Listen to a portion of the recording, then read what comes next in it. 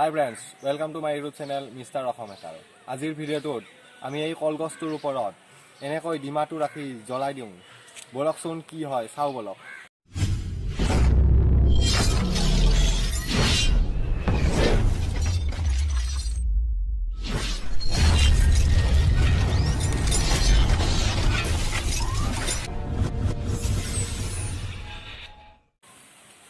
আমি এই ভিডিঅ'টো এই ডিমাটো ৰাখাৰ কাৰণে এনেহেন একডাল ষ্টেণ্ড বনাই লৈছোঁ য'ত এনেকৈ ডিমাটো ৰাখিম।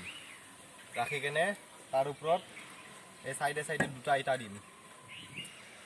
এই এনেকৈ ইটা দুটা দি কেনে ইয়াতে ডিমাটো থওঁ আৰু কলগাছটোৰ তলত দি কেনে কলগাছটো জ্বলাওঁ। এতিয়া এয়া মই ডেছলাইটটো এনেকৈ জ্বলাইছোঁ। জ্বলাই কেনে কলগাছটোৰ ওচৰত নি কেনে কলগাছটো লাগলি